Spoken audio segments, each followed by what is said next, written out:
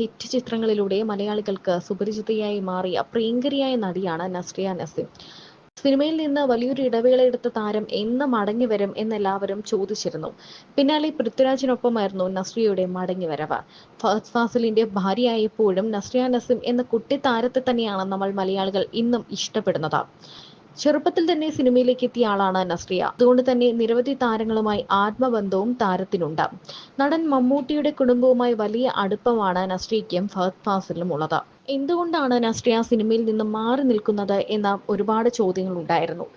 എന്തുകൊണ്ടാണ് നസ്രിയ സിനിമയിലേക്ക് മടങ്ങി വരാത്തത്, എന്തുകൊണ്ടാണ് ക്യാരക്ടേഴ്സ് ഒന്നും കിട്ടാത്തതാണോ കാരണം എന്നൊക്കെ നിരവധി ചോദ്യങ്ങൾ ഉണ്ടായിരുന്നു. പിന്നാലെ പൃഥ്വിരാജിനൊപ്പം സിനിമയിലേക്ക് മടങ്ങിയെത്തിയ താരം ട്രാൻസ് എന്ന സിനിമയിലൂടെ തന്റെ ഭർത്താവായ ഫഹദ് ഫാസിലിനൊപ്പം അഭിനയിച്ചിരുന്നു.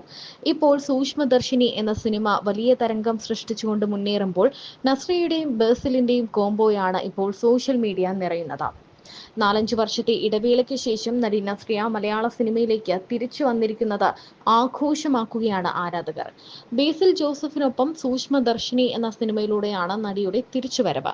സിനിമയിൽ വേറിട്ട പ്രകടനം കാഴ്ചവെക്കാനും നടിക്ക് സാധിച്ചിട്ടുണ്ട്. എന്നാൽ ഇപ്പോഴും കുട്ടികളെ മാറാത്ത പെൺകുട്ടിയാണ് നസ്രിയ എന്നാണ് പൊതുവെയുള്ള അഭിപ്രായം. സിനിമയുടെ പ്രമോഷനുമായി നസ്രിയ നൽകിയ അഭിമുഖങ്ങളിൽ സംസാരിച്ചതൊക്കെ വിമർശനങ്ങൾക്ക് കാരണമായി കഴിഞ്ഞു. നീ ഇങ്ങനെ എഡ്യൂക്കേഷൻ ഷെയ്മിങ്ങും ചെയ്തോണ്ട് നടന്നു ആൾക്കാരെ. അന്നാ വിവരോ നിന്റെ പുതിയതായത് education shaming. Education shaming. Okay, ഈ ലുക്ക് ഒക്കെ ഏത് പടത്തിന് വേണ്ടിയാണ് ഒരു ഡിഫറെന്റ് ലുക്ക്? ഇതിപ്പോ ഇതിന്റെ പ്രൊമോഷൻ മൊത്തത്തില് ഹെയർ സ്റ്റൈലും നല്ല ഫ്രണ്ട്സ് ഒക്കെ ഇപ്പൊ പുതിയതുള്ളതുകൊണ്ട് നല്ല അഭിപ്രായങ്ങളൊക്കെ പറഞ്ഞ് ചെറുതായി വരുമോ ബേസിലൊക്കെ? ഇങ്ങനെ ചെറുതായി പോവല്ലേ?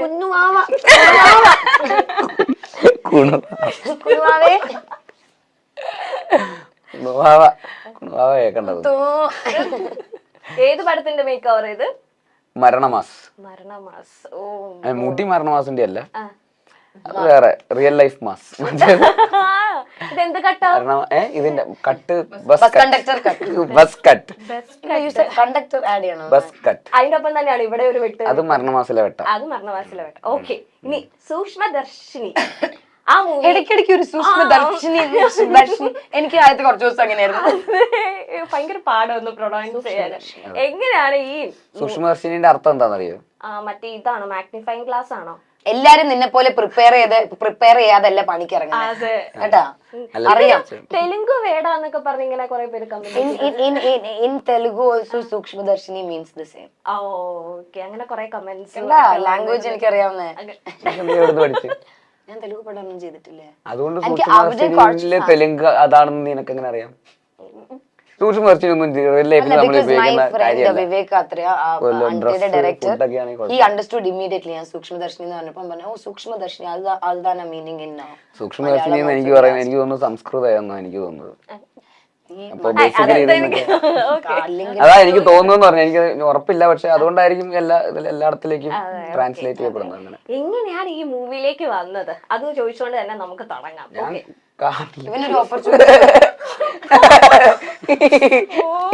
നിലവാരം വളരെ സ്ഥിരം ഒരുപോലെയുള്ള കഥാപാത്രം ചെയ്തെന്നോ ടൈപ്പ് കാസ്റ്റ് ചെയ്യപ്പെട്ടിട്ടുണ്ടെന്നോ തോന്നിയിട്ടില്ല എന്നാണ് നസ്രിയ ഇപ്പോൾ പറയുന്നത്. കഥാപാത്രങ്ങൾ ഒരുപോലെയുള്ളതാണെന്നും തോന്നിയിട്ടില്ല. ക്യൂട്ട് എന്നൊക്കെ ആൾക്കാർ പറയാറുണ്ട്. സൂക്ഷ്മദർശിനി അത്തരത്തിൽ ഏറെ വ്യത്യസ്തതയുള്ള കഥാപാത്രമാണല്ലോ. ഈ അടുത്ത വീട്ടിലെ കുട്ടി എന്ന ഇമേജ് ഉണ്ട്. നമ്മൾ കാണുന്ന ഓരോരുത്തരും അടുത്ത വീട്ടിലെ ആളുകൾ തന്നെയല്ലേ? അവരെല്ലാം വ്യത്യസ്തമല്ല. അപ്പോൾ പിന്നെ അടുത്ത വീട്ടിലെ കുട്ടി എന്ന ഇമേജിൽ പ്രശ്നമൊന്നുമില്ലല്ലോ.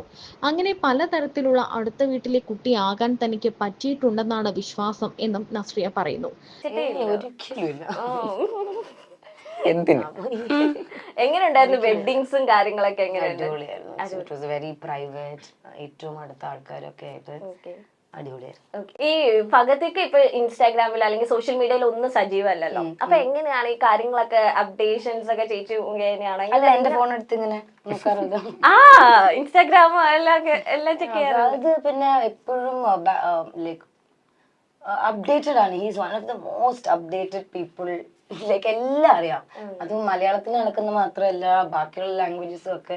I don't know how he manage to do it, പക്ഷെ ഭയങ്കര അപ്ഡേറ്റഡ് ആണ് ആക്ച്വലി. സോഷ്യൽ മീഡിയയില് മറ്റേ എസ്കേപ്പ് അടിച്ച് നടക്കുന്നതേ ഉള്ളൂ. She knows what's happening. അല്ലെങ്കിൽ എല്ലാം. നിങ്ങളുടെ ഒരു ലവ് ലാംഗ്വേജ് എങ്ങനെയാണ്? നിങ്ങളുടെ ഒരു ഫ്രീ ടൈം ഒക്കെ സ്പെൻഡ് ഇപ്പൊ ഈ ഫഹദിനെ പറ്റി പറയാത്തതായിട്ട് ആരും ഇല്ലാന്ന് തോന്നുന്നു ഈ ഇന്ത്യൻ ഇൻഡസ്ട്രിയിൽ. എവിടെ ചെന്നാലും മലയാളികളുടെ അഭിമാനം ഫഹദ് ഫാസിൽ, ഫഹദ് ഫാസിൽ. അപ്പൊ ആസ് എ വൈഫ് അല്ലെങ്കിൽ അത് ഓഫ് കോഴ്സ് പ്രൗഡ് മൊമെന്റ് ആയിരിക്കും എവിടെ ചെന്നാലും ആളുടെ ക്വസ്റ്റ്യനും പറഞ്ഞ ആൻസറും അവരൊറ്റ വാക്കിൽ ഒതുക്കിയാലോ. അപ്പൊ നിങ്ങളുടെ ആ ഒരു ഫ്രീ ടൈം നിങ്ങൾ എങ്ങനെയാണ് സ്പെൻഡ് ചെയ്യുന്നതും കാര്യങ്ങളൊക്കെ? നമ്മൾ ഒരുപാട് ട്രാവൽ ചെയ്യുന്ന ആൾക്കാരാണ്, ഭയങ്കര ഇഷ്ടമാണ്, രണ്ടുപേർക്കും ഇഷ്ടമാണ്. റോഡ് ട്രിപ്സ് ആണെങ്കിലും ലൈക്ക് അല്ലെങ്കിൽ we love travelling. So that is നമ്മൾ ഏറ്റവും കൂടുതൽ ഒരുമിച്ച് ചെയ്യുന്നതാണ്. കുട്ടിക്കളി മാറാത്തതിന് തനിക്ക് ഇപ്പോഴും ഉമ്മച്ചിയുടെ അടുത്ത് നിന്ന് പിച്ചൊക്കെ കിട്ടാറുണ്ട്. ഉമ്മ തന്റെ കല്യാണമൊക്കെ കഴിഞ്ഞ് വലിയ കുട്ടിയായി എന്ന് ഇടയ്ക്കിടെ ഉമ്മച്ചിയെ ഓർമ്മിപ്പിക്കാറുമുണ്ട്. താൻ സീരിയസ് ആയാൽ ഭയങ്കര സീരിയസ് ആണ്. കുട്ടിക്കളി മാറാത്തതിന് ഇപ്പോൾ വഴക്കൊന്നുമില്ല. പിന്നെ എല്ലാ അമ്മമാരെയും പോലെ മുടി വെട്ടുന്നതിനൊക്കെ ഉമ്മ വഴക്ക് പറയാറുണ്ട്. അത് പിന്നെ എല്ലാ പെൺകുട്ടികളും നേരിടുന്ന പ്രശ്നമല്ലേ എന്നും നസ്രിയ ചോദിക്കുന്നു. സിനിമയിൽ നിന്നും ഇടവേളയെടുത്ത് കാലത്തെക്കുറിച്ചും നടി പറഞ്ഞു.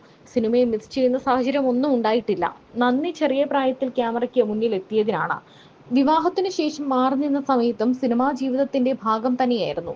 പ്രൊഡക്ഷന്റെ ഭാഗമായി പിന്നെ ഫഹദിന്റെ സിനിമകളുമായും എന്നും കൂടെ ഉണ്ടായിരുന്നു. ഇടയ്ക്ക് ട്രാൻസിലൂടെ അഭിനയത്തിലും വന്നുപോയി. എപ്പോഴും നസ്രിയയെ കാണുന്ന പോലത്തെ കഥാപാത്രങ്ങൾ ചെയ്യാതെ നല്ല കഥകളുടെ ഭാഗമാകണമെന്ന ആഗ്രഹമാണ് തന്റെ ഇടവേളയ്ക്ക് കാരണം എന്ന് നസ്രിയ തുറന്നു പറയുന്നു.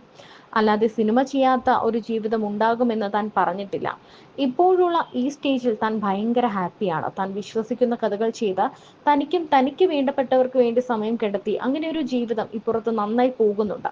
അതുകൊണ്ട് 100% തന്നെ താൻ ഹാപ്പിയാണെന്നും നസ്രിയ പറയുന്നു.